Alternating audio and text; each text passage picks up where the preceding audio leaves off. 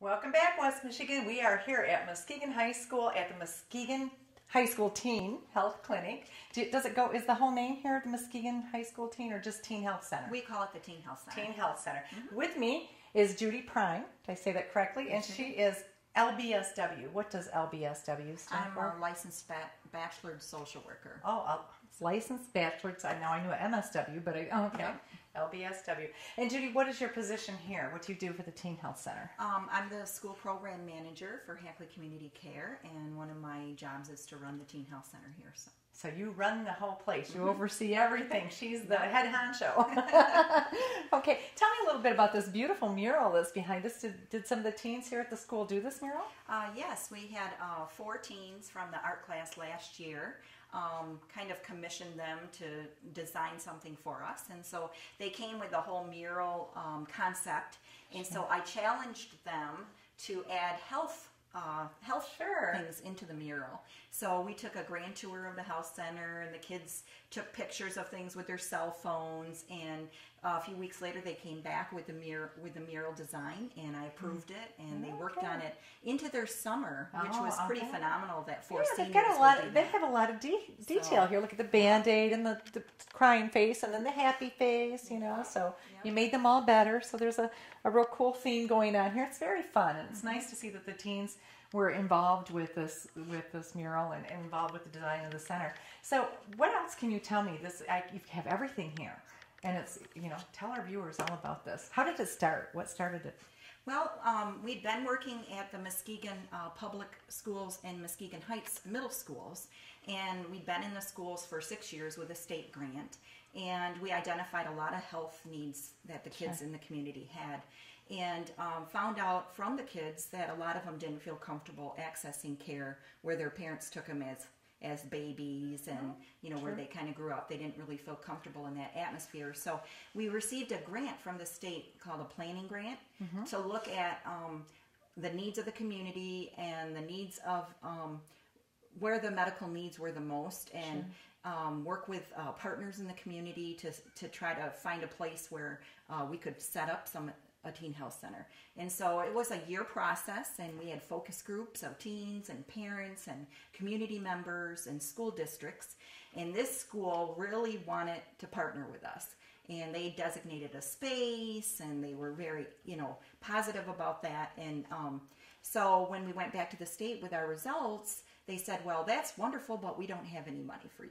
Oh, yeah. So, money's a tough one. Yeah, well, you know how the state is and the budget and everything, so very understandable. But we had so much momentum going that we approached our community partners about, what do you say we move forward with this? Right. So the community partners pledged about $100,000, and in the meantime, our executive director, Linda Baker Juarez, secured some match money from the federal government, because we are a federally qualified health center, and we were able to make this Teen Health Center a reality. That is, so is this teen center also considered a QHC, a federally qualified healthcare center? It's part of Hackley Community Care Center. And I know Linda Juarez, I serve on a couple of committees with her, and she's just been wonderful and very proud of this, happy about this. And I see you have a wall over there that probably talks about many of the donors, and we'll get those names up there. Yes. Yeah, that's so nice that this community is supportive of this health center. And what I really like is that it isn't just Muskegon High School students. You service Muskegon Heights, Reeds Puffer, Oak Ridge, any high school student that wants to come, Fruitport, any high school. Yes. Muskegon resident or even outline, I don't. Yes, we have pulled in a few other rural counties that have been here for I know services. It's tough sometimes for those people up in Holton area. They're kind of an island under they're part of Muskegon County, but they have trouble accessing a lot of services. So they get the transportation, they can come on in here and see somebody, call ahead for an appointment if you can, of course, but because you do have some after school hours. Every day after 3, and that was a real big part of being here in Muskegon, is that they were willing to work with us in that regard. So knowing that those are issues that affect all adolescents, not just their own. So. Right. So it takes a village. It really does. It takes this entire community to pull something like this together. How do you plan the sustainability for future? Is there future funding that's going to support this for a while? And we know you're going to be around. We are not a free clinic. We do bill most insurances. Okay. So we we work with private insurances. We work with Medicaid. We help kids sign up for insurances. Like Sure. a lot of kids are eligible for programs like My Child, and they just don't know about it. I know. It's amazing to me that we help at the Muskegon Community Health Project and down at DHS and everywhere. There's a lot of places that help with that, but there's still so many people in this community that don't even know they're eligible. Or they think it's all, I fall between the cracks, I don't qualify, my income's too high. Right. You'd be surprised if you have a family of 3 or 4 and your income is around, I don't want to say specifically, but you could be about $35,000 with a family of 4 and still qualify for some assistance for your teens to get some help. Correct. So some of it's just getting information to people. Sure. And we've been instrumental in getting kids signed up for My Child and getting families enrolled in Medicaid or re-enrolled if they've let their policy lapse. So we work with them. And if they have no insurance at all, we have a program called the Sliding Fee Scale. Yes. Which we offer through our federally qualified health center, and so the families can, a lot of them can qualify for that, which can greatly reduce their co-pays if their co-pays are really, really high. Sure. And make it feasible for them to be seen Right. here. And you probably set up payment plans in addition to the sliding fee scale, so Yeah. they make it so they can. There's no reason not to have health care or dental care, especially if you're under 21. The help is here and it's available. And I'm trying to think. There's some other resources. We want to make sure everybody, of course, is getting healthy nutrition and food assistance program. Correct. We do have information on WIC here, and we've also been partnering with the Muskegon County Health Department, or Muskegon Public Health, is what they like to be called. Yes, they're now Public Health, yes. So, and Public Health has been instrumental in getting us the materials we need to do some of these confidential visits that the kids come in for. So they make sure that we have the medications needed to treat the kids like, if they, for instance, if the they have STDs. a sexually transmitted infection. So, and that's probably a concern for many teens, that they do come in and they possibly have an STD and they're diagnosed. Then they're worried, how are they going to get the medicine? So you have that medicine right here. Correct. And you don't necessarily have to bill the insurance for that medicine? Is it something? No, we typically don't, because a lot of times private insurances would notify families that they've been in to see us. So we typically, we would bill Medicaid, because Medicaid makes sure that they don't send what they call EOBs, or explanations of benefits. But if it's a private insurance, we work with the health department and the state, who both have programs to ensure confidentiality. And it's so important to ensure that confidentiality, because teens, you have a right to that confidentiality, and you really want, it's more important that you get treated and get the care. That's what's important here. So we want to assure them that they have that full confidentiality here, because they're afraid. And you know what happens when they're afraid? They can let things go untreated and things get worse, and that's not what you want. There's many of these STDs are very treatable, so get in and get them treated. Yeah. And I know also the Pharmaceutical Access Program is probably something you work with in addition to help with pharmacy costs or pharmaceutical needs. We haven't run into too much of that need right now.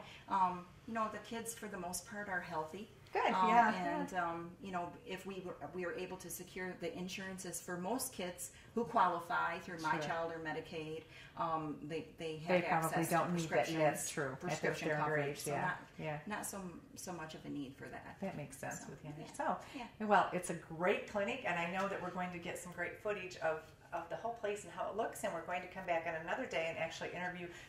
That's important to know, you have a board of teens, correct? Yes, we do. We have a health advisory board. There's about 12 teens, and they're real active in helping us market the Teen Health Center.